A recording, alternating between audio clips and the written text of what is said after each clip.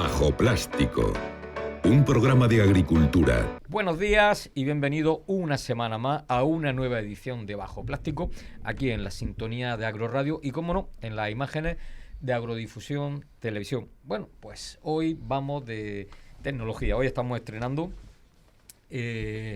la tecnología de una videollamada a través de Zoom para entrevistar a nuestro invitado, que no es invitado, que es invitada.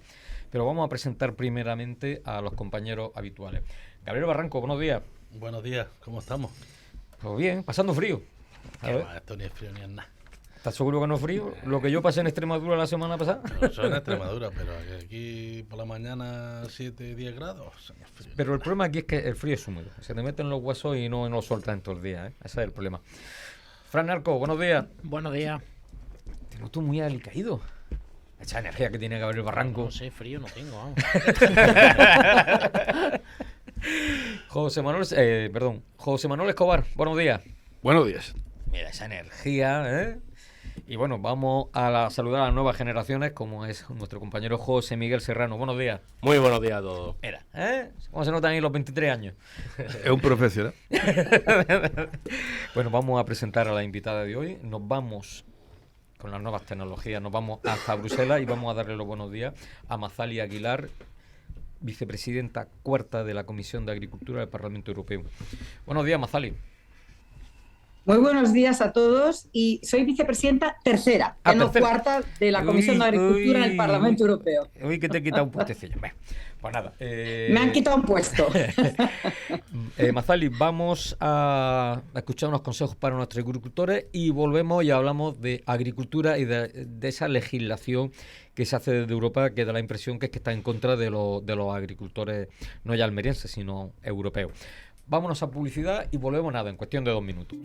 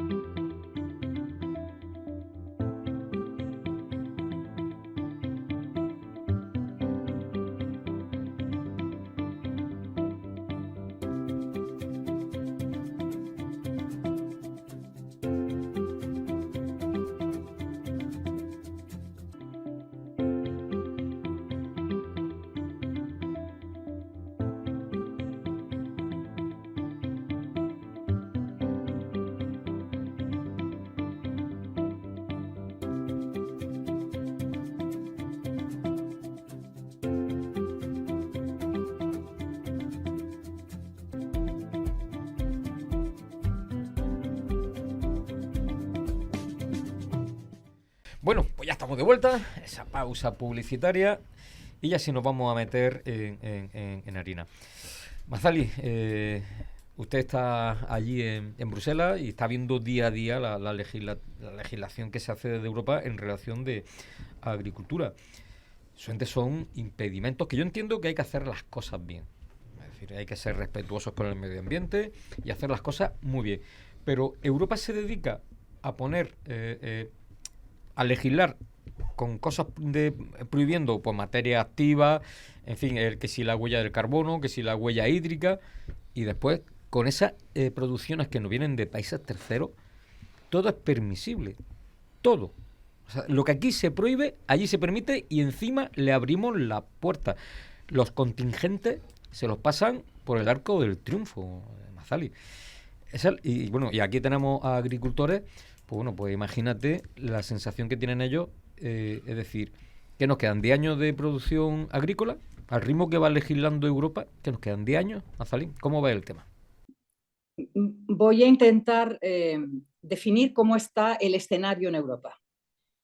Tenéis que entender que hay una presión de lobbies ecologistas brutal, que además tenemos la mala suerte de que hay un comisario que se llama Timmermans, que es el señor, digamos, que apoya el famoso Pacto Verde y las dos estrategias, la de la granja a la mesa y biodiversidad, que bueno, no es que estuvieran bien, estaban, pero que con el escenario de la pandemia primero y después con la guerra de Ucrania, todo ese, digamos, pantomima que yo le llamo ecologismo de salón para hacer de Europa verde o no será, que es lo que decía este señor, se ha quedado absolutamente fuera de juego. Hay dos Europas absolutamente bien definidas, que son las del norte y la del sur.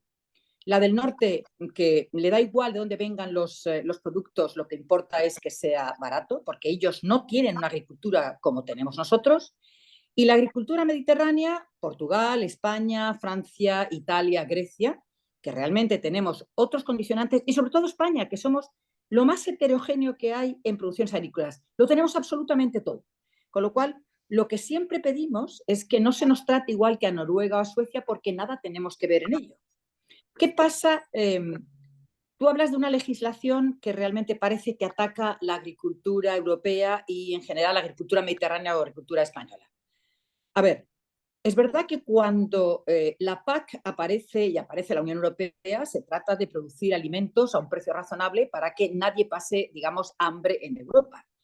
Y existe y existía un derecho preferencial que estaba fenomenal, que sigue existiendo, pero que no se pone en práctica. Y ese derecho preferencial, al hilo de los contingentes que tú estabas comentando, lo que estaba pretendiendo, y así lo hizo en su momento, es que preferentemente se utilizaran y se vendieran a lo largo y ancho de Europa, de todos los países que comporta la Unión, la producción europea, y que cuando faltara esa producción, entraran contingentes de otros países para que, lógicamente, la demanda y la oferta de esos productos se equilibrara y realmente los precios no subieran una barbaridad precisamente por esa oferta, ese equilibrio en oferta y demanda.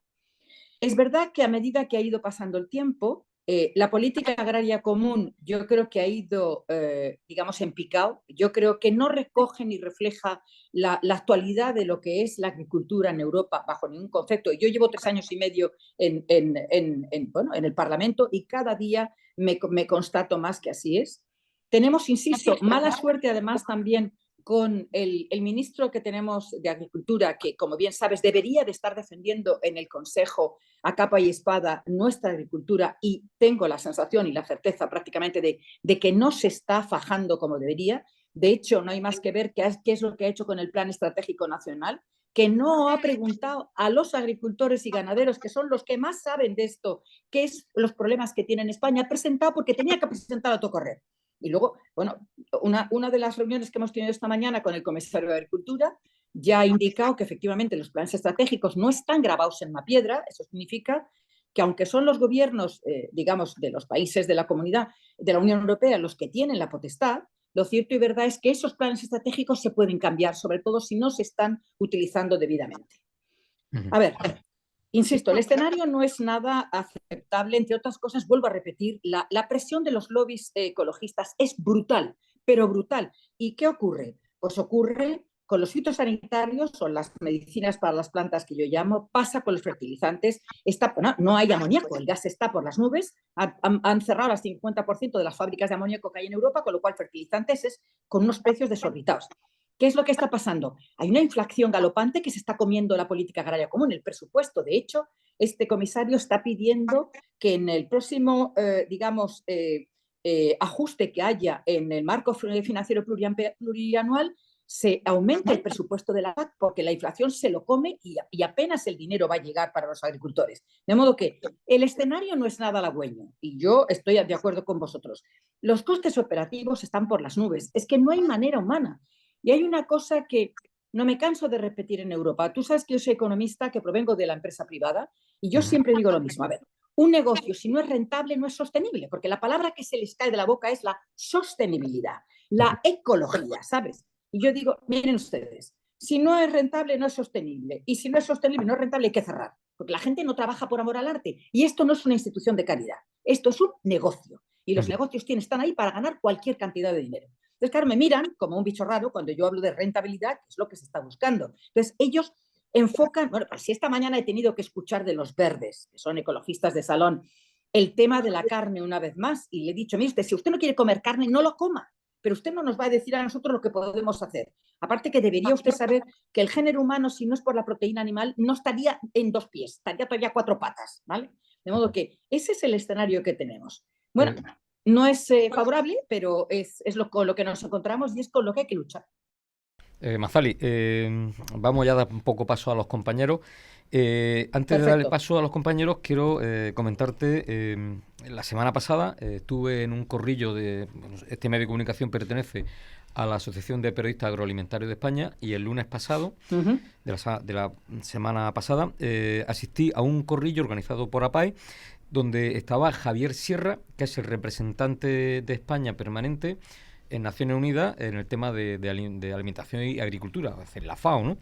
Bueno, pues este señor estaba hablando de lo que está hablando Mazali, que en Europa, bueno, pues se está legislando y parece que los agricultores somos lo peor que hay encima de la tierra. Y entonces, lo que me llamó mucho la atención fue una pregunta que hizo un compañero y preguntó a Javier Sierra ¿cuál era el interés que hay detrás de los fondos de inversión que están haciendo grandes inversiones tanto en comercialización de agricultura como en producción de agricultura? Y este señor dijo algo que a mí me dejó muerto, Mazali. Dice, no se olvide que la agricultura, es decir, los agricultores son productores de alimentos. Y los alimentos junto con el agua es poder. Mazali, a buen entendedor, pocas palabras, ¿verdad?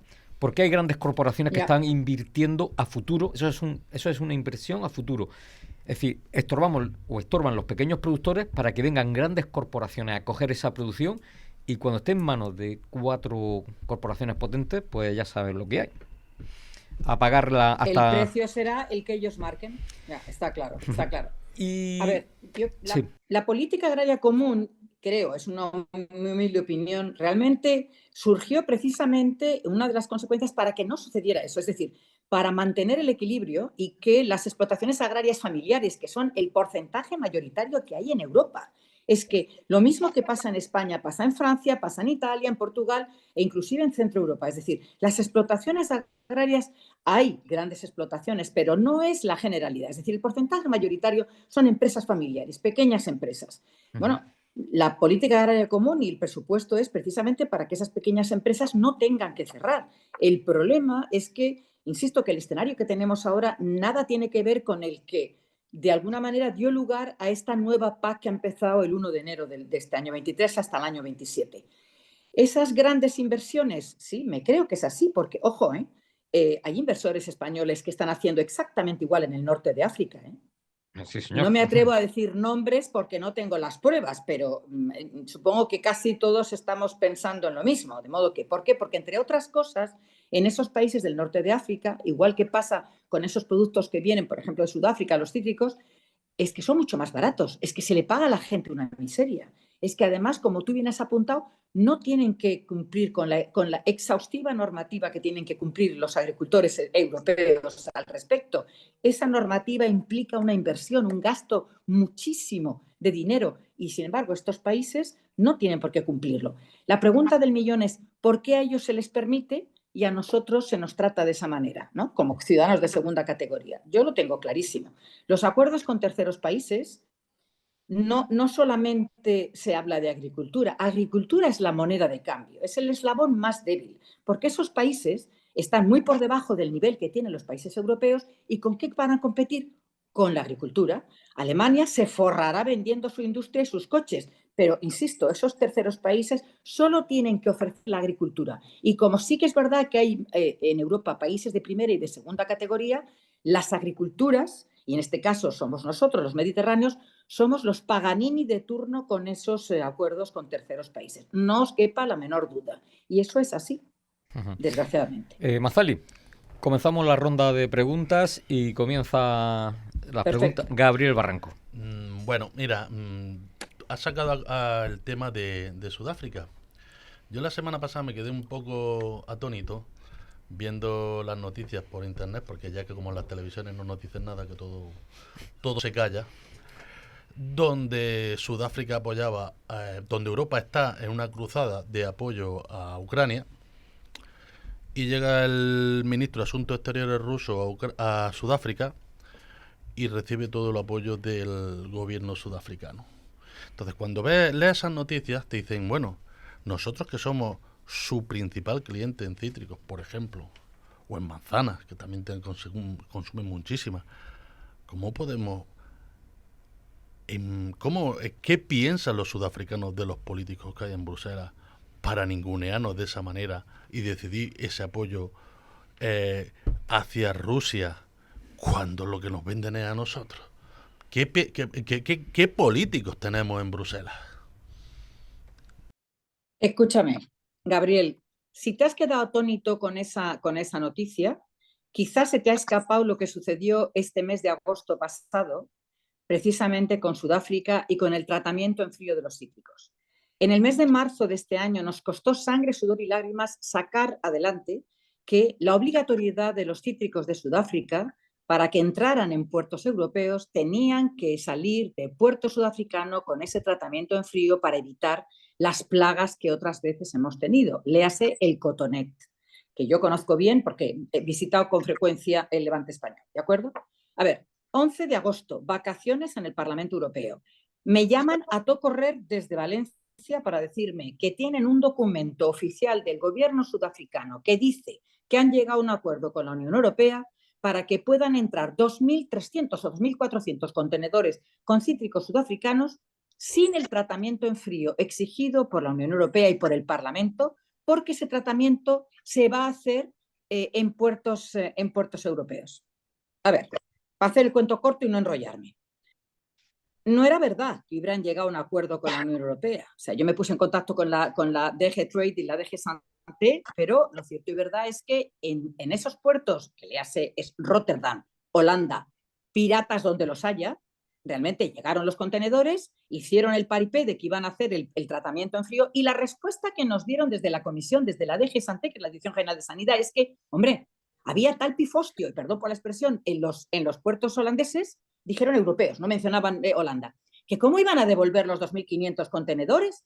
Eso en la Comisión de Agricultura tuvieron el morro de dar esa explicación. Y yo dije, pero vamos a ver, o sea que a ustedes lo único que les preocupa es el follón que hay en un puerto europeo y son incapaces de devolver los contenedores a unas sabiendas de que por mucho que digan ese tratamiento en frío, y le dije al señor, ¿usted sabe cómo se hace ese tratamiento en frío? No es cuestión de poner un termómetro y ver cómo está el ambiente, es que tienen que hacer tratamiento en frío calando la pulpa de la naranja para ver exactamente qué es lo que está pasando. A ver, ¿qué es lo que yo me malicio? Que esos contenedores entraron por el puerto de Rotterdam, le darían la pasta que tendría que darle a cualquiera y esa naranja entra en Europa y posiblemente tendremos otro repunte de las cestas. ¿Por qué? No lo sé, curiosamente. Nos tratan por el pito del sereno, pero a que no se les ocurre hacer lo mismo con los Estados Unidos de Norteamérica y con Japón, que son dos clientes que realmente les exigen el tratamiento en frío y que si no llegan los cítricos con ese tratamiento, devuelven los contenedores y los barcos a todo correr. Entonces, bueno, ¿qué otra cosa hay en paralelo o, digamos, bajo cuerda que no nos enteramos? Pues sinceramente no lo sé. Pero ¿qué está pasando? O sea que no me sorprende la cara que se te debió de quedar con el tema de Ucrania. Imagínate la cara que se me quedó a mí este verano cuando realmente se pasaron el tema del tratamiento de frío por donde yo te digo. Mazali, José Manuel Escobar quiere realizar una pregunta. Buenos días, Mazali. Eres vicepresidenta Vamos tercera, allá. ¿no? Sí. Buenos días. Buenos días. Vicepresidenta Sí. tercera. ¿Cuántos vicepresidentes hay? ¿Cuarto, quinto, Sí. sexto, 24º? Pregunta. 4. ¿4? Vaya. No, 4. Es que como la agricultura pinta tan mal, digo, por lo mismo me presento, no sé. Dos señores. 2 mujeres, 2 hombres. Ah. Hay 4. Sí. Paridad, qué guay. Dime. Oye, mira, yo Paridad Sí, muy guay. o Muy parida. Bueno, También. te voy a hacer unas afirmaciones que no son mías y después te hago una pregunta. Según datos oficiales de la Junta Internacional de Fiscalización de Estupefacientes, hablan que el cultivo del cannabis en Marruecos representa el 10% del Producto Interior Bruto. Algunos incluso sospechan que puede ser del 15%. Es decir, supuestamente tenemos un narcopaís enfrente de nuestras costas. Luego, un informe de las Naciones Unidas contra la droga y el delito, ONU, en el 2019 ya dijo que retrataba a Marruecos como el principal productor mundial de cannabis y estimaba que el 70% del consumo europeo de esta sustancia tenía trazabilidad en el reino alawita. Luego, hace unos días, el medio alemán The Spiegel publicó, ha hecho antes referencia, que Marruecos podía ser responsable de establecer una red de sobornos para influir en la Eurocámara dentro de la trama Qatar-Gate. Por otro lado, llamativo el voto en contra por parte del PSOE en el Parlamento Europeo, junto a la agrupación nacional de Le Pen, para exigir a Marruecos que respete la libertad de expresión y que libere a los periodistas encarcelados. ¿Y algún partido que se fue de la sala para no votar? Sí, bueno, mi pregunta es ¿qué votó su partido? Y por otro lado, todos estos datos, si ahora le digo que la principal desaladora del mundo la acaba de construir Abengoa en Agadir para potenciar mayoritariamente la agricultura y el turismo, que son las dos únicas facetas que los españoles vendemos, porque la tecnología, como bien has dicho, es centroeuropea, ¿en qué toda esta situación, en qué nos convierte? O sea, yo, ¿qué le puedo decir a mi hijo que dice que quiere ser agricultor? A ver, ¿por dónde quieres que empiece? Pues como tenemos poca confianza, por donde tú quieras. Te dejamos elegir. Vamos a ver. Yo me creo todo lo que se publica de Marruecos. Es decir, a ver, quizá no sepáis que fue posiblemente el primer país, entre comillas, que aceptó la independencia de los Estados Unidos de Norteamérica. Con lo cual, sabéis que tiene con los americanos un entente cordial importante. De hecho, dirás, ¿dónde va Mazalia? Bueno, ya lo has visto. O sea, como este país odia a los norteamericanos, pues las bases están a punto, yo creo, de cerrar todas las bases que los norteamericanos tienen y colocarlas en Marruecos. Con lo cual, claro, para ellos es un socio mucho más fiable. No le dan patadas en los pies, sino todo lo contrario, se levantan cuando pasa la bandera, ese tipo de cosas que en este país nuestro pues no tenemos en cuenta, con lo cual los norteamericanos, que son muy suyos, y yo conozco un poquito el tema, pues efectivamente están buscando socios que no les creen problemas como le está creando el gobierno socialcomunista que tenemos en estos momentos y el que tuvimos en su época también con Zapatero. A ver, ¿que se le permite a Marruecos un montón de cosas? Sí, la razón es por qué. Bueno, no lo puedo explicar, ¿vale? Pero lo cierto y verdad es que os serviría si os digo que toda la producción de tomate que entra en España tendría que pagar unas tasas aduaneras que no paga, que en el año 22 estaban por encima de los 53-55 millones de euros que no pagaban de tasas aduaneras y que se les estaba permitiendo. Lo del cannabis, sí, me lo creo absolutamente. Bueno, pues porque entre otras cosas tampoco me sorprende que pueda haber esos sobornos que has comentado, porque es verdad que la prensa belga y es verdad que la prensa francesa está sacando a colación que efectivamente lo del Qatargate no es nada más que algo colateral, porque el meollo de la cuestión está en Marruecos y yo me lo creo, y por eso no me extrañaría nada que efectivamente el rey alawita tenga cualquier cantidad de información sobre el tema a través de Pegasus, sabéis el follón que hubo, de este señorito y de mucha más gente, con lo cual le tiene cogida la medida y esa es la razón por la que este gobierno ha entregado el Sahara, teníamos problemas con Argelia con el gas, etcétera, etcétera. Bueno, pues aunque lo hemos denunciado, lo que podemos hacer, lógicamente, en las diferentes instituciones que hay en Europa, sobre todo, ¿qué podemos hacer? Óigame, estos señores no pagan las tasas aduaneras. Óigame, estos señores no están cubriendo la normativa. Bueno, pues es lo único que podemos hacer, presionar y presionar. Lo otro que has comentado, ¿qué votó mi partido? A ver, eso fue el día de la huelga general que hubo en Francia. Estábamos en Estrasburgo. Yo tuve que venirme el día de antes por problemas familiares, pero los otros 3 diputados que estuvieron allí votaron como tenían que votar. Es decir, no se puede permitir a Marruecos que vaya en contra de los periodistas que quieren, hacer su trabajo libremente. De modo que nosotros en ese sentido y en muchos otros no le vamos a bailar el agua a los marroquíes. Compañero, ¿alguna pregunta? Fran, ¿alguna más? Vale, sigo yo. Mazzali, estaba hablando de esos lobbies verdes que hay en Europa. quién los financia, qué hay detrás, qué intereses, porque aquí almas caritativas, eso no existe. Eso no existe. No, no lo hay. No existe. Entonces, ¿qué intereses hay detrás de esos lobbies verdes? Como bien dices, que son de salón, que después contaminan lo más grande, pero luego son, has dicho, mira, estoy de las palabras sostenibilidad y cambio climático hasta arriba. Porque estas personas no tienen ni puñetera idea de lo que es la sostenibilidad y del cambio climático. Ya. Cogen un discurso y te lo largan ahí por sistema y eso es lo que hay. Pero evidentemente esos son lobbies, ¿quién hay detrás?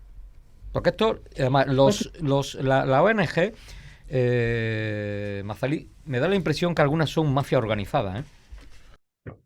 A ver, eso es lo que leo, no tengo la constatación, pero tienen toda la pinta. Inclusive son mafias organizadas en el transporte de personas como si fueran, bueno, poco más que animales que vienen desde África, está claro. Y dicen A que ver, le ayudan, ¿eh? Sí, dicen que les ayudan, sí. Bueno, pero bueno, tenemos los gobiernos que tenemos y son incapaces de plantarse y de coger a esas ONGs y sus barcos y devolverlos a los puertos de donde han salido. A ver, esos lobbies, bueno, hay uno, por ejemplo, con el tema de la carne famosa y tal, pues ya sabes quién está, el señor Bill Gates, con todas sus fabricaciones de 3D, de 4D, de la carne, etcétera, etcétera. ¿No? Tenemos un ministro en el gobierno de España que dice que hay que comer grillos, cucarachas y no sé cuántas cosas más, pero él en su boda se puso de carne hasta arriba, ¿no? A ver, tienes toda la razón. La gente que está legislando de agricultura no tiene ni pajolera idea de lo que es la agricultura. Yo siempre digo y lo mantengo que los agricultores y los ganaderos son las personas, primero, que mejor conocen el campo, los más ecologistas, los que más guardan, digamos, su entorno, porque entre otras cosas les va la vida en ello. Entonces, a mí me van a decir qué es una dehesa y por qué están los toros bravos ahí, cuando realmente esas dehesas no solamente están para que los toros campen, sino porque es una protección de un montón de especies que si no fuera por esas dehesas no habrían desaparecido. Cuando realmente se les están poniendo palos en las ruedas a nuestros agricultores de los olivareros y a los cítricos, ahora con el nuevo disparate de que no se pueden podar los árboles entre marzo y agosto, cuando deberían de saber que la recolección de la oliva y de los cítricos llega muchas veces hasta finales de abril. Si es que no tienen ni la más remota idea de qué estamos hablando. Si han tenido que sembrar nuestros agricultores y los compañeros que tienes ahí saben perfectamente que han tenido que sembrar sin saber las ayudas que iban a tener porque no se ponían de acuerdo el Ministerio de Agricultura y el Ministerio de Teresa Rivera para ver qué eran las normas que tenían que cubrir y qué era lo que podían pedir con el tema de la PAC. Si es que es tremendo, insisto, legislan aquellos que no tienen ni idea y además tienen la arrogancia de no preguntar a quienes realmente están día tras día, mañana, tarde y noche, sin ningún tipo de protección en el campo. Es así, es una desgracia que tengamos unos gobiernos que, lejos de procurar que el agricultor y el ganadero estén bien atendidos, oye, yo les llamo siempre nuestros otros héroes porque en el tema de la pandemia, ¿quiénes estuvieron ahí al pie del cañón para que no faltaran esos alimentos en los lineales de los supermercados? Ellos. Y ahora les tratamos de esa manera, les damos patadas en las espinillas con esta nueva PAC que no es más que una chapuza integral y disparate tras disparate. El cuaderno de la vaca, que es de risa cuando yo les cuento allí en Bruselas que están pretendiendo que cada vez que una pieza de ganado se mueva de una parcela a otra se tiene que apuntar, o el cuaderno digital que ahora todos los agricultores y ganaderos van a tener que transformarse en ingenieros informáticos para poder rellenar esos papeles y poder pedir algo. Es que es de broma, pero no es de broma, es muy serio lo que está pasando, ¿vale? De modo que, bueno, pues cuando tú les dices eso y denuncias eso en la Comisión de Agricultura, muchos están de acuerdo contigo y te respaldan, y hay otros que te miran como si fueras un marciano. Mazali, las nuevas generaciones, José Miguel Serrano. Pues Mazali, ya que ha sacado usted el tema del cuaderno digital, era una de las preguntas que quería yo realizarle en la mañana de hoy. Y es decir, digamos, cada vez son más normas y más leyes las que tenemos. Y no sé si, yo me imagino que usted sabe que aquí más o menos la media de edad del agricultor se encuentra rondando los 50 años. Digamos, cuando, digamos, al nivel de digitalización que queremos llevar el campo, digamos, y sobre todo este tipo de portales o este tipo de papeles que debemos de rellenar a diario, digamos, eso le va a costar un poco de trabajo a esa gran mayoría. Aún así también nos va a costar trabajo a los jóvenes. Y como usted ha dicho, digamos, ahí ya va a haber, digamos, cuando esto ya sea un cuaderno digital, yo creo que las cosas van por ahí. Habrá cruces de datos, ¿no?, entre los suministros donde nosotros compramos esos productos y demás, y la presión de plaga cada vez es mayor, cada vez regirse a lo mejor a esas dosis que se estudian en un laboratorio, pues a lo mejor es complicado. Y me imagino que usted puede saber si esto, cuando se ponga en marcha, se modificaría, si no fuera como tuviese que ir. Y si en caso de que no se hiciera la multa, si, ¿cómo sería? Digamos, si serían cuantiosas, no cuantiosas, o cómo se haría. Digamos, porque la cosa es complicada. De un año para otro ponerte ahí al día. A ver, es que es verdad que cuando hay una nueva normativa y yo escucho en Bruselas que va a ser más fácil y más sencilla, se me ponen los pelos como escarpias porque va a ser justo todo lo contrario. Tuvimos una reunión con el ministro Planas hace un par de semanas, porque ahora les han entrado las prisas, porque como el segundo semestre de este año España tiene la presidencia del Consejo, pues le han entrado las prisas porque ya va mal, ya va tarde, y en 3 años y medio he visto 2 veces al ministro. Ahora parece ser que le interesa saber cuáles son, según los eurodiputados españoles, los problemas más acuciantes que, según nuestra opinión, tiene el sector primario español. Y yo le puse encima de la mesa varias cosas, bastantes, pero una de ellas fue precisamente el cuaderno digital y el cuaderno de la vaca. Y en el cuaderno digital yo le hice esta premisa. Dije, señor ministro, es de agradecer que el gobierno esté, digamos, regañando a la banca porque al cerrar las oficinas y cuando deja los cajeros automáticos, está privando a un gran número de personas de edad que no tienen por qué saber nada digamos, de digitalización ni de ordenadores, pero que son clientes de la banca desde hace muchos años, y resulta que están ustedes regañando a la banca para que efectivamente se les preste el servicio que como clientes tienen que tener, pero eso mismo no lo están ustedes haciendo con los agricultores. Y es verdad que el porcentaje mayoritario de edad que tienen los agricultores en España está por encima de los 50 años. Bueno, la respuesta que me dio el ministro, que ya os podéis imaginar que es el ministro de Planas. Bajo Plástico, un programa de agricultura.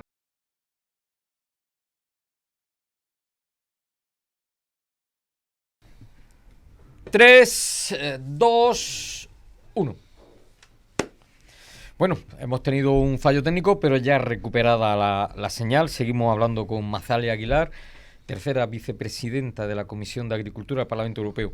Mazali, pues ya estamos otra vez en conexión. Puedes seguir hablando sobre el cuaderno digital y el ministro de Agricultura, Luis Planas. Perfecto, pues estaba comentando que yo le afeé al ministro cómo es posible que estuvieran apoyando efectivamente que los bancos ayudaran a sus clientes que no tenían necesidad, gente mayor, de tener la obligatoriedad de utilizar un portátil, un ordenador para poder hacer sus gestiones bancarias, y sin embargo no estaban ayudando a los agricultores que estaban en una misma situación. La respuesta que me dio es tan peregrina como él mismo. Bueno, pero para eso tienen las asociaciones agrarias de las que son socios, y para eso pagan una cuota, y entonces tienen gente joven que les ayudan. Claro, yo me lo quedé mirando, lo tenía a la izquierda muy cerquita, y le dije, ministro, pero vamos a ver, es que, ¿y el que no pertenece a una asociación, qué hace? ¿Tiene que invertir en un ordenador, en un portátil? Mira, no seré yo quien no sea defensora a ultranza de las nuevas tecnologías, que sé que el futuro de la agricultura va por ahí. Es decir, cuando un agricultor tiene en su teléfono el tipo de fertilizante que puede utilizar, la cantidad, el agua, todo eso le ayudará en su trabajo, evidentemente, pero eso va a tener un recorrido. Pero a día de hoy, tú no puedes obligar ni exigir más con menos a los agricultores, porque el agricultor y el ganadero donde tiene que estar es en su trabajo, en su negocio, en su explotación, no tener que estar perdiendo horas y horas rellenando unos papeles del demonio que no son nada fáciles de rellenar. en absoluto. Y que en lugar de ponerle las cosas muy fáciles para que ellos tarden el menos tiempo posible y cubran el expediente de la mejor manera y la manera más simple, no señor. Se le ponen palos en las ruedas, la burocracia cada vez es más grande, el gasto que tienen que hacer los agricultores y ganaderos en esas inversiones cada vez es mayor y pues vuelvo a repetir, que es que en lugar de ayudar lo que están haciendo es entorpeciendo. Cuaderno digital, no estamos de acuerdo, estamos diciéndole al ministro, creo que no es el momento, vamos a ver si nos hace caso. Mazzali, ya los agricultores se han animado con las preguntas. Gabriel. No, yo simplemente que decía que cuándo le van a poner el cuaderno digital a Marruecos. Buena pregunta. Buena pregunta. Buena pregunta. Bueno, espera. Espero que nunca, entre otras cosas, porque eso significaría que le iban a dar entrada en Europa y ya solo nos faltaba tener a Marruecos como país dentro de la Unión Europea. ¿No te imaginas lo que puede llegar a ser? No. Lo que hay que pedirle a Marruecos, igual que a los demás, es que cumpla y que toda la normativa, que no lo hacen. Pero si están más a gusto estando fuera, porque hace lo que le da la gana. ¿Por qué van a estar dentro? Bueno, en eso tienes razón. Y el problema no es que se lo permiten. Ese es el gran problema, se lo permiten. José Manuel. Entonces, Mazzali, si hay un plan, o estaba diciendo antes que los responsables del norte, de los países del norte y tal, lo que quieren es una agricultura barata, porque ellos no son productores, ¿no? Y vamos a la tendencia de que ciertos retailers, ¿no? Como Tesco, por ejemplo, que esta semana pasada en una entrevista, bueno, pues ha tenido mucha controversia por una respuesta que dio a raíz de la periodista, ¿no? El tema es que entonces los países del norte, según esto, van a una agricultura low cost, ¿no? Low cost siempre se relaciona pues con países en vías de desarrollo, donde, bueno, pues la población de esas zonas productivas pues carecen en muchos casos de lo básico, de lo fundamental. Para empezar, democracia. En vista de esto, y repito, en vista de que una empresa española acaba de construir la desaladora la más grande del mundo, ¿no? ¿Tú qué harías en nuestro caso? Si fuera agricultura de aquí del poniente, de Almería, ¿tú qué harías? Aparte de cabrearme como estáis cabreados vosotros, es que somos 27 países en...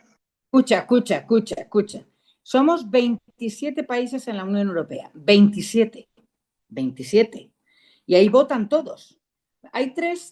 Digamos que hay tres patas en la Unión Europea, como tú bien sabes. El Parlamento Europeo, que somos los únicos elegidos por los diferentes países, somos una cámara legislativa, que no ejecutiva.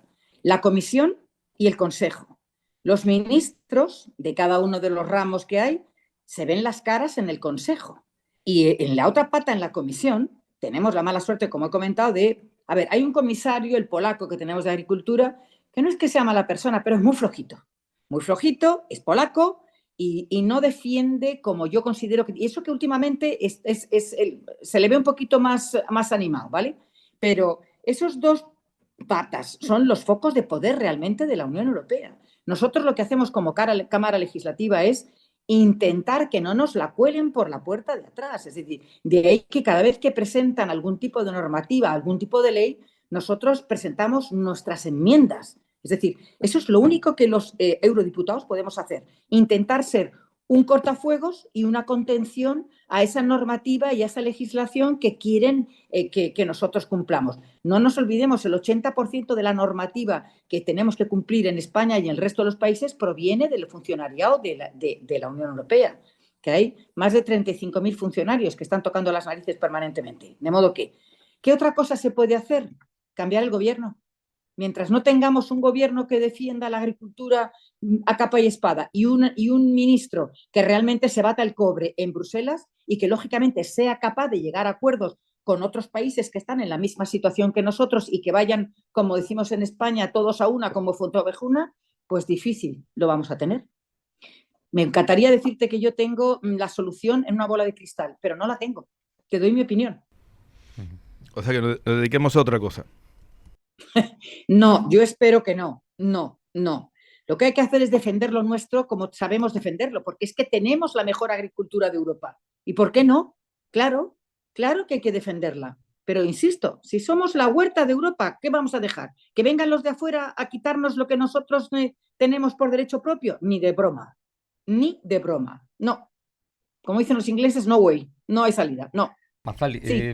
desde el desconocimiento de cómo funciona Europa, la Comisión de Agricultura, el Parlamento y tal, es decir, se habla de que Europa es muy garantista, pues de los derechos europeos, sobre todo de que, es decir, que haya una transparencia a la hora de legislar y la aplicación de las leyes. Y lo has dicho al principio, de que bueno, de que esos cupos de entrada de países terceros en frontera, cuando exceden esos cupos, pagan unas tasas. Entonces la pregunta es, ¿no hay un Tasas aduaneras. tasa aduanera, no hay un tribunal, no hay un organismo europeo que vigile ese que estamos hablando de que son garantistas, Europa es muy garantista? No hay nada, una fiscalía que diga dónde está el dinero, y si alguien tiene que ir de aquella manera, oye, la ley es igual para todos. No hay ningún organismo, Mazali. A verlo haylo. Es decir, dentro de la Unión Europea hay un organismo al que nosotros ya hemos presentado las denuncias correspondientes de que efectivamente esas tasas aduaneras no se están pagando por los productos que entran desde Marruecos. Existe. Y esas denuncias están puestas. Ahora, el tiempo de respuesta, esa es otra charla. Esa es otra charla. Hay muchísimo funcionariado, hay una burocracia brutal también en Europa y efectivamente puede suceder también, pues como sucede en España con el funcionariado, cogen un expediente y lo colocan debajo no sé si es lo que está pasando, pero lo cierto y verdad es que esa denuncia nosotros la interpusimos hace unos cuantos meses ya. ¿Y tú has tenido respuesta? Pues nosotros tampoco. Sí, nos contestaron que habían recibido tal y que estaban en ello, es decir, que estaban investigando efectivamente la acusación que nosotros habíamos planteado de que no se estaban pagando las tasas aduaneras. Bueno, esperemos que efectivamente esa investigación llegue a tiempo antes de que termine la legislatura, porque de lo contrario, pues ya sabes, otros 5 años distintos, otros diputados diferentes y seguiremos en la misma situación. Pero a verlo, haylo. Otra pregunta desde el desconocimiento. ¿Esas tasas aduaneras se ingresan en las arcas del país de turno o directamente se pasa al Parlamento o a la Comisión Europea? No. Esas tasas son tasas aduaneras al gobierno de España. ¿Me explico? Es decir, están entrando en territorio español y son las tasas aduaneras que nosotros como país europeo, y ese dinero se tiene que pagar, pero a España, ese es para el fisco español. Lo que pasa es que España, lógicamente, o sea, quien debería de estar pendiente de que esas tasas aduaneras se pagaran, debería de ser el fisco español.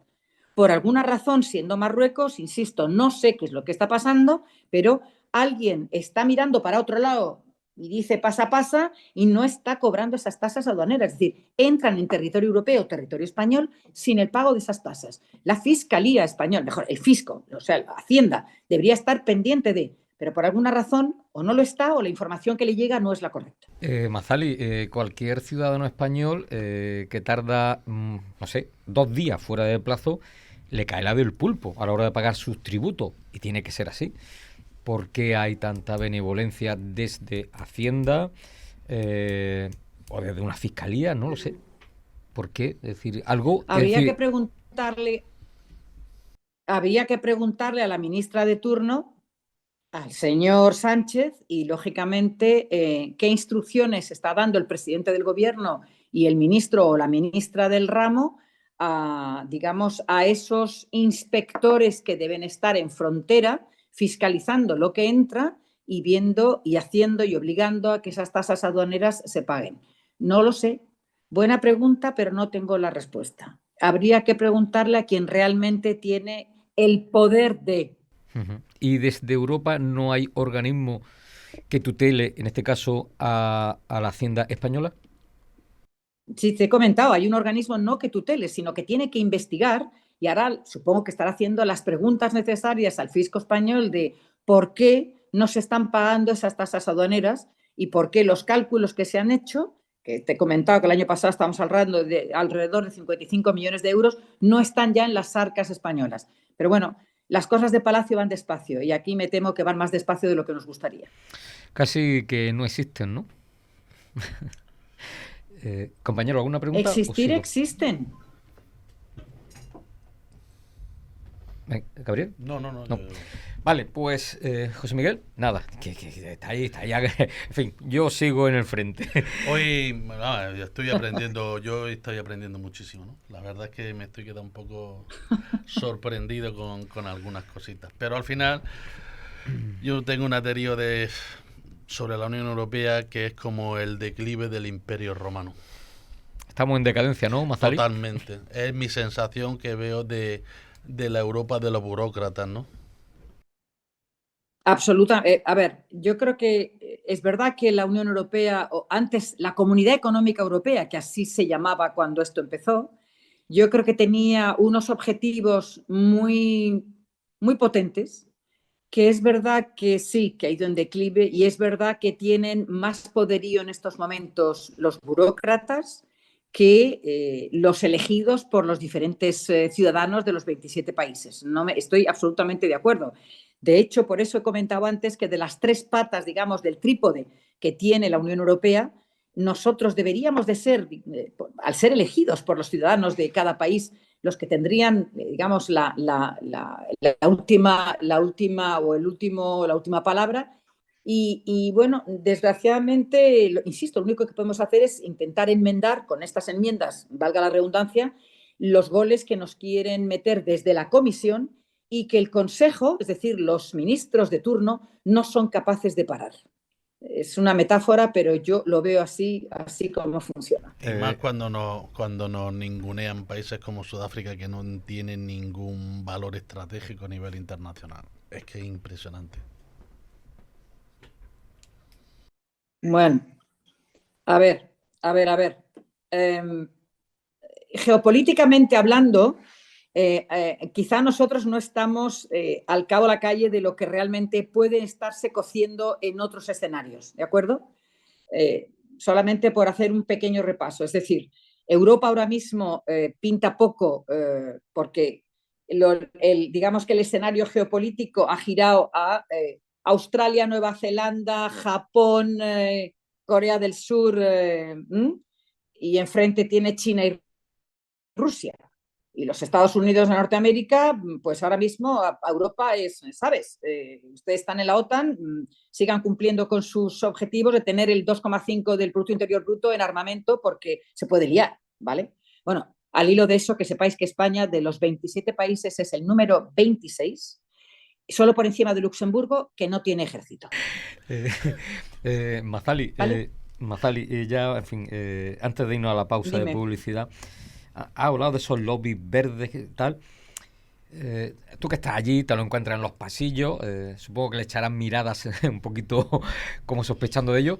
¿Cómo podríamos, o cómo el sector agrícola puede luchar contra esos lobbies verdes que da la impresión de que pueden ser mafia organizada? ¿Cómo se puede luchar contra esa gente? ¿Comprándole una bicicleta y un jersey de lana? Bueno, yo creo que en realidad...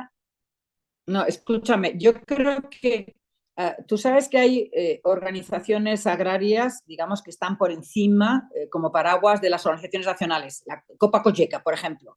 Copa Cogeca, que bajo su paraguas están, pues, entre otras cosas, Asaja, y lo conoces bien, lucha permanentemente contra la influencia que estos lobbies pueden tener, porque, lógicamente, sus asociados, los países y las asociaciones, están requiriendo de esa fuerza. Lo hacen bien, tienen poder, y lo que intentan es precisamente contrarrestar el otro poder o la otra influencia que pueden tener los lobistas. A ver, los lobistas existen y ahí están, vienen a vernos de todo tipo y condición.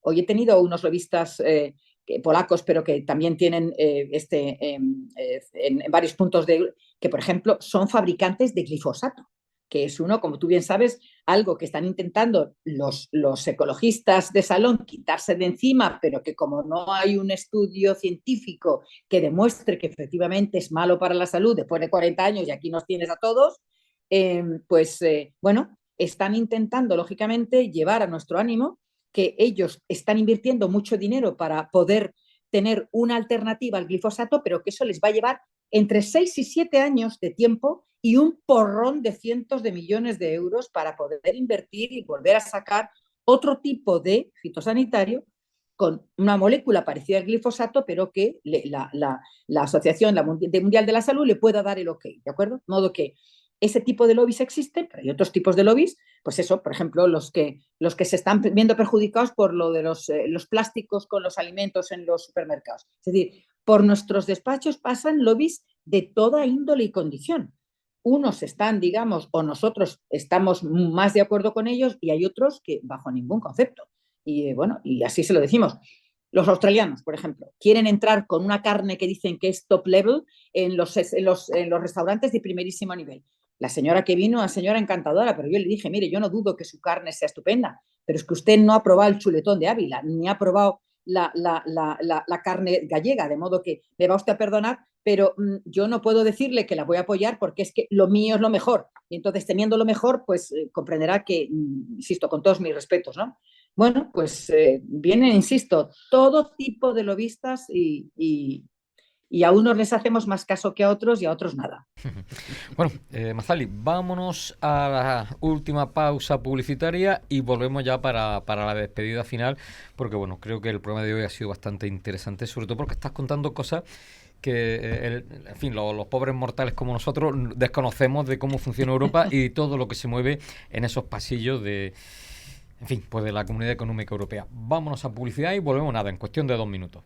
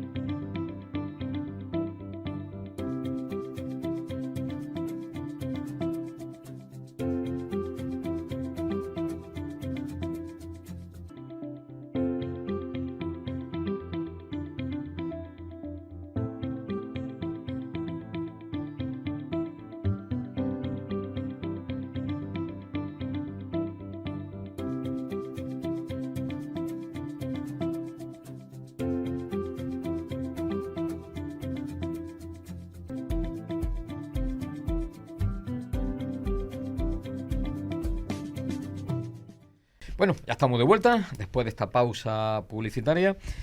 Y compañeros, antes de la despedida, ¿qué os ha parecido el programa de hoy? Yo, como he comentado anteriormente, yo esta mañana he aprendido bastante. Hay que seguir dándole vuelta al tarro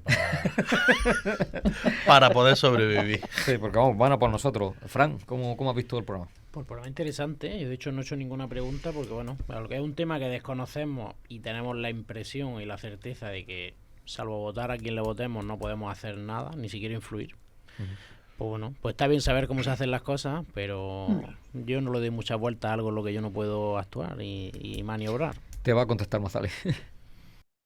A ver, me vais a permitir, hay algo que no he dicho y debería haber dicho. Entre las múltiples comisiones que hay en el Parlamento Europeo, que solo hay 23, ¿vale? 23 comisiones, hay una que se llama Comisión de Peticiones.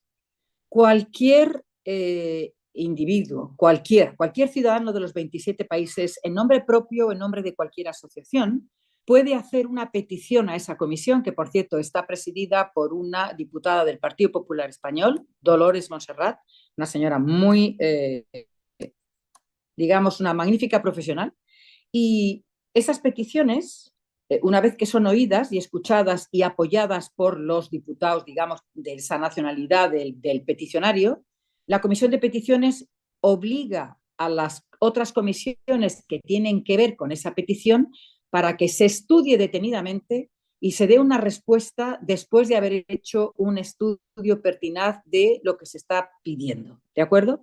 De modo que es otra pequeña herramienta, pero no deja de ser otra, además de lo que podemos presionar nosotros en el Parlamento Europeo, para que, insisto, los españoles o cualquier otro ciudadano de los 27 países haga llegar su voz y haga oír su voz de lo que ellos consideran que hay que solucionar. Permitidme un pequeño paréntesis también. Creo que somos la única comisión dentro de esas 23 en el Parlamento Europeo que los eurodiputados españoles, no importa el color político que tengamos cada uno de nosotros, tenemos las ideas muy claras de que hay que defender la agricultura y ganadería españolas por encima de cualquier otra cosa y salvo pequeñas divergencias, muy pequeñas, vamos muy, muy de la mano. Creo que eso es importante y, bueno, para todos nosotros creo que es un orgullo el poder hablar así y decirlo con toda honestidad. Mazzali, me da la impresión que me está invitando a que desde la Asociación La Huerta de Europa hagamos una solicitud, ¿no? No, yo, a ver, os digo esto porque esa puerta está abierta. Quiero decir, si vosotros en un momento determinado consideráis que desde vuestra posición hay algo que no se está tocando, ni por las asociaciones agrarias que hay en España, ni por el Ministerio de Agricultura, ni nosotros los eurodiputados, ni los diputados en el Parlamento Nacional somos capaces de llevar a buen puerto, oye, eso está ahí a vuestra disposición, ¿eh? No hay nadie que pueda deciros no. La petición se hace y luego se anda el camino. Una cosita, y yo creo que vamos a coincidir José Manuel y yo. Yo creo que, bueno, por ejemplo, una preguntita. Ahí, porque los agricultores nos sentimos engañados con las casas de semillas fundamentalmente, con el tema de tolerante y resistente a tal plaga o a tal plaga. Y luego cuando nos gastamos un dineral en una semilla que nos puede costar entre los 30 y los 50 céntimos, vemos que ni tolerante ni resistente. Y no hay por dónde cogerlo. Eso es un fraude, pero eso es un fraude. Sí, pero es que dicen, no, es que es tolerante, lo tolera, vale, pero no todo... pero luego te lo venden en unos envases de semillas que son según creo se agarran a una legislación que al ser pocas semillas por envase pues se escapan por ahí, según tengo entendido. O sea, tienen la ley bien medida. Sí. Ya, pero yo creo que eso, ya, supongo que serán las multinacionales, pero yo creo que eso tiene otro camino. Es decir, si eso no cumple con la normativa de ese etiquetado que tiene que decir qué es, para qué está hecha esa semilla y qué es lo que tiene que cubrir y qué plagas, a ver, estáis en vuestro perfecto derecho de denunciar que eso es un fraude de ley. No es, os están vendiendo una pantomima, no es para lo que está. No te lo ponen en el etiquetado. Bueno. Mazzali, José Manuel quiere hacer una pregunta. No, bueno, ya más que una pregunta, yo lo que estoy viendo es que entre los lobbies y los oligopolios, pues como has dicho aquel, dice, entre todos la mataron y ella sola se murió. Hombre, yo te agradezco que nos hayas dicho esto de la comisión de peticiones, que lo desconocíamos y bueno, después le dice el email de contacto a Antonio, pero que si a ti no te responden siendo la vicepresidenta tercera, pues imagínate a mí. Pero bueno, gracias por el ofrecimiento. No, a ver, no, escúchame, no nos equivoquemos. Espera un segundito. Yo no he hecho ninguna petición a la comisión. Escucha, si no escuchas, no me vas a ir. A ver, la comisión de peticiones está abierta a cualquiera. Los diputados no hacemos peticiones a esa comisión. Los diputados nos batimos el cobre en nuestras propias comisiones. Yo en la de Agricultura, otros en la de Medio Ambiente, otros en la de Comercio Internacional. No, eso es una herramienta y una puerta abierta para que cualquier ciudadano de la Unión Europea que no se sienta atendido, que considere que hay algo que puede denunciar porque no es lo correcto, tenga la posibilidad de poderlo hacer directamente. A mí eso me parece una herramienta muy interesante, al margen de otras que puede haber, como pueden ser las asociaciones agrarias nacionales o supranacionales. O sea, no es que a mí no me contesten, claro que te contestan.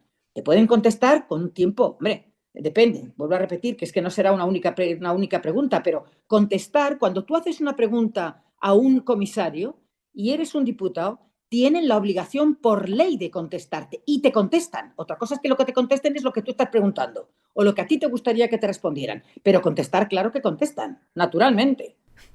Bueno, pues ya sí vamos a poner el punto final. En fin, Mazali, te voy a dejar para el último, como tenemos la tecnología esta que tenemos en el día de hoy. Vale. Vamos a despedir a los compañeros y te dejamos a ti para el último lugar.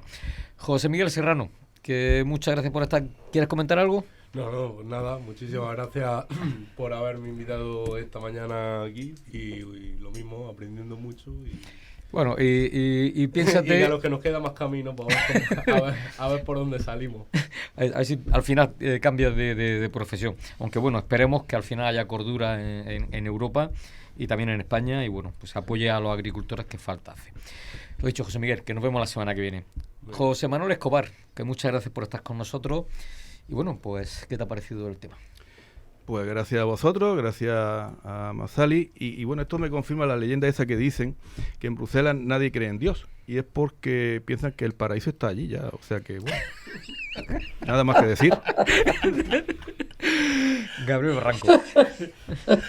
Que nada, que muchas gracias por estar hoy aquí. Y bueno, y en fin, en próximas semanas te tendremos por aquí. Muy bien, muchas gracias por invitarme. Fran Arcos, que en el día de hoy no has dicho nada, hijo mío. No. Muchas gracias por estar aquí. Hombre. A vosotros. Bueno, ya sí vamos a despedir a la invitada de hoy, a Mazali Aguilar, tercera vicepresidenta de la Comisión de Agricultura del Parlamento Europeo y también colaboradora de esta casa.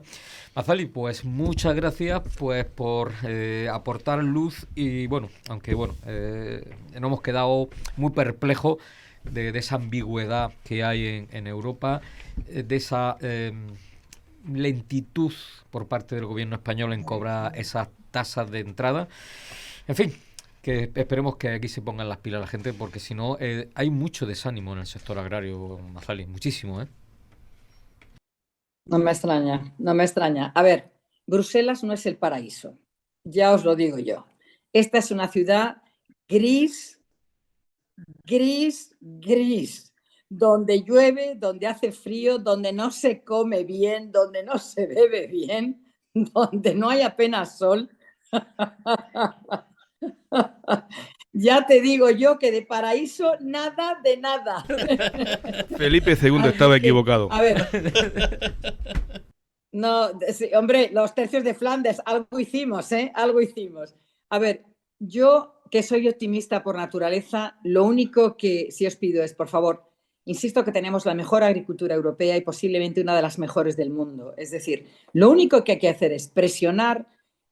Yo que soy un político recién llegado, porque lo mío ha sido siempre la empresa privada, yo creo que sí que hay posibilidades de hacer las cosas mucho mejor. Presionar en Bruselas, pero también presionar aquí en el Parlamento español para que a su vez el gobierno haga lo que tenga que hacer, porque ellos tienen una llave importante en el Consejo, si tuviéramos realmente quien... ¿Cómo es ese refrán que dice qué buen vasallo si hubiera un buen señor, ¿no es? Pues eso, es decir, si realmente tuviéramos quien defendiera esta agricultura que se lo merece. Es decir, bueno, si es que sois la pera limonera, si es que de verdad, cada tiempo que os voy conociendo mejor, es que no hay ni otra posibilidad que defenderos a machamartillo. Y es lo que hay que hacer. Y es lo que hay que exigir a los políticos, a los de allí, o mejor dicho, a los de aquí en Bruselas y a los de allí en España. Así que, bueno, yo a vuestra disposición, si en algún momento me necesitáis, ya sabes dónde estoy. Pues nada, Mazali, muchas gracias. Y ya sí vamos a poner el punto final a esta edición de Bajo Plástico y, como no, también en las imágenes de Agrodifusión Televisión. Pues nada, la semana que viene estamos por aquí. Hasta luego.